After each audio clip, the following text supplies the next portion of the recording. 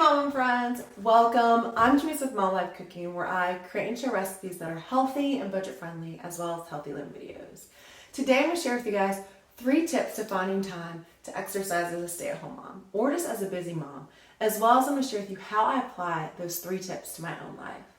I hope you give this video a thumbs up and hit that subscribe button, and let's go ahead and get right into it. Tip number 1 is utilize the time that you do have. I think as moms, and maybe as parents in general, but I think as moms, especially if you stay home with your kids, you have this internal clock that's always going in your head. It's like this stopwatch that's constantly blaring and it's ticking the time, the hours away, and you're trying to think through and process how I'm gonna get the things done that I have on my own to-do list, as well as meet the needs of these little people in my life that I love. And so a motto that I adopted, and really adopted after I had my 3rd son, was do what I can with the time and energy that I do have. And that really can apply to anybody who's trying to fit fitness into their life. Don't focus on the lack of time, focus on the time that I do have. And that might mean like sitting down and looking at your calendar and making a schedule. And that's gonna be different from mom to mom and stage of life you're in with your kids. But sitting down and thinking through, what can I do on what day? And then holding that schedule loosely, because a lot of times with kids, it's not gonna go smoothly, or there's gonna be times when it doesn't happen.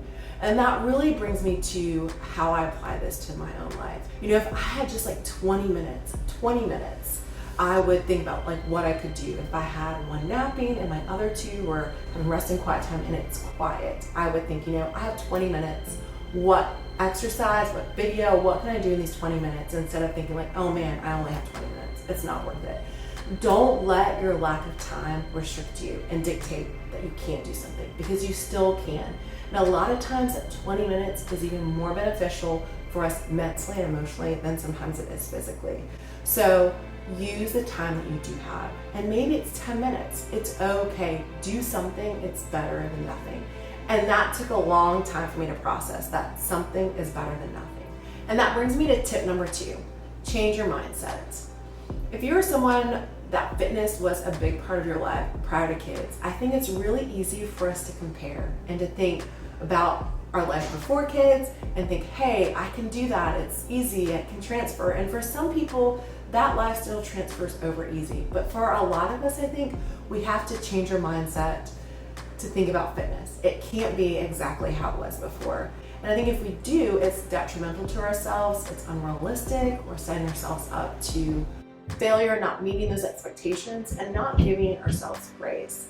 We have to adapt and grow, just like our kids adapt and grow. But I think it just creates a lot of negative tension and thoughts when it doesn't have to be that way. And I'm a prime example. Before I had kids, it had to be running, and it had to be in the morning. It had to be by myself, meaning like no kids. When that became really difficult for me to do, especially once I had my 3rd kid. And so I had to change my mindset and think, you know, what can I do with the way my life is now? The question had to be, what can I do with my life now? In the stages that it's in, with the kids that I have, you know, what can I do? And so that transferred to me realizing, you know, 1, it doesn't always have to be running. 2, it doesn't always have to be in the morning. And 3, it doesn't have to be alone. I can invite my kids into this space of mine, into this, you know, a great experience for them to grow and understand how fitness is so important and that it's fun. So I challenge you to change your mindset. And that doesn't mean that it's gonna be easy, that, you know, your kids aren't gonna challenge you, that you're gonna have to get interrupted from time to time. And I still do exercise alone, and I still do get up in the morning and do it alone, or go for a run with friends. But I changed that. It didn't have to be that way. I had to adapt, I had to grow, I had to change. And I think that's important for us as parents as well, just like our kids have to grow and adapt. And that brings me to tip number 3, get creative. Think outside the box, use what you already have. And what I mean by that is just, you know, as a stay-at-home mom, my finances are different. And so I had to start thinking like, I'm not gonna go to a gym and be able to have my kids, you know, get babysat at the gym, because I don't have those funds, I don't have that ability to do that, and that's okay. And so I had to think of my house as my own gym.